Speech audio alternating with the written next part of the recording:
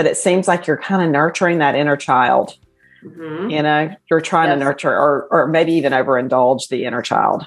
Yes. I see people use food, they feel bad, they feel down, they feel sad, they feel depressed. What makes you feel better than a hot fudge sundae? I see it to numb out and distract. I want to get home from work. It's a bad day at work. I had a fight, whatever, and let's get into this food and let's not think about it. We'll turn on the TV, we'll eat, and it's a distractor. It's a comforter. It's a lot of things.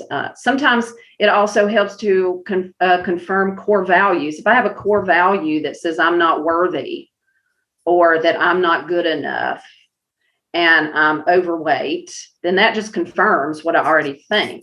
So I see that sometimes, and they'll start, maybe they lose the 25 pounds, but they want to lose 45, and then they self-sabotage. Oh, and then wow, we get to the root of that, and we go, what about losing that next 25? What about getting to that goal weight is scary for you? And it's a process, but then they can uncover that and see that I don't think I'm good enough. Those are probably the clients I work with that have the most work to do if you have that core value. And I would think with divorce, it brings out those core values. And I've seen it can really do a hit on your self-esteem for sure. Most definitely, especially, if you're the one not choosing the divorce, if you're kind of being left. Yes. It can totally trigger some of that negative core belief. Abandonment issues. Rejection. Yeah. Betrayal. So the negative, that I'm not good enough is a very common negative core belief, especially for women. And it's interesting how you talk about, people will self-sabotage. Sometimes I find my clients might reach their goal weight, and then they can't have a hard time hanging on to that because of the inner chatter. Yes. And it feels vulnerable. Suddenly you look better and you're getting more attention and that's one word that I have really learned in the last several years is safe. So I'll ask them, what about being your current weight feels safe? What about being at that goal weight feels unsafe? And I've gotten things, once they never come right off the bat with it. It's always, let me think about it and I'll tell you next week. A lot of it has to do, I have people who are scared when they get to that goal weight, they get unwanted attention. A lot of times from the opposite sex or from men. Maybe they have a past history of sexual abuse and it feels vulnerable to them. I've had several women tell me that when I lose weight, I get attention from men and I'm scared I'm going to have an affair on my husband because they're in an unhappy marriage.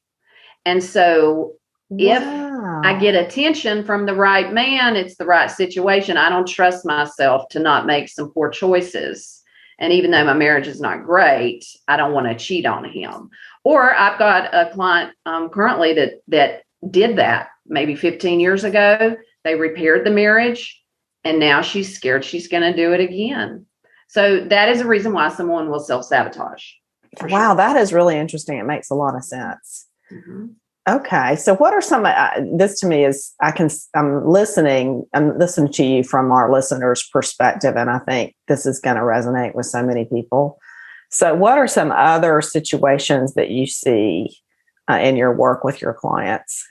Sometimes it's tied to their identity. I'm the funny fat girl. Okay. If I'm not that, what am I? Who am I? Sometimes I see that they're scared because somebody's not going to like it if I lose weight. It's me and my siblings and my mother. We're all fat and we all bond and we all complain and we all do Weight Watchers and then we all gain it back. And that's how we bond. And if I lose the weight and my sisters and my mom don't, what is that going to mean to our relationship? Let's talk about the male-female relationship. Let's say you've got a married couple. They're both overweight. The woman decides she wants to lose weight, get healthy, start exercising. It can bring out all kinds of insecurities with the man. Why is she losing weight? She wants to have an affair. She wants to leave me. She thinks she's better than me. She's going to put pressure on me to also join the gym. You know what? I'm not joining the gym. All kinds of conflicts it can cause in relationships and in marriage when one wants to make some lifestyle changes and the other doesn't. So if that's my client, we have to talk that through. Like, what does that mean that, this is a reason she's at risk to self-sabotage? is because she doesn't want to go through the conflict and what it's going to cause in that relationship. Yeah. Probably That's some codependency that needs to be Yes. dealt with. Sure. For sure. But I see that often. I see it a lot. I briefly mentioned sexual trauma and from the past. They equate thin means I'm going to have to date. I'm going to have sex. Not doing that. Mm-hmm. Another one is when I'm thin, more is expected of me. I've had a woman tell me, you know what? I'm lazy and I kind of like it. And when I'm thin and when I lose the weight, people expect more of me. And then the next step is people expect more of me, but I don't believe in myself that I can follow through and, achieve that I can. I've had a woman tell me that about work. Like she just floats through work. She doesn't apply for the promotions. And, in her mind, it's tied to her weight. So she says, I feel like if I lose weight, more is going to be expected of me at work. And I don't think I can deliver.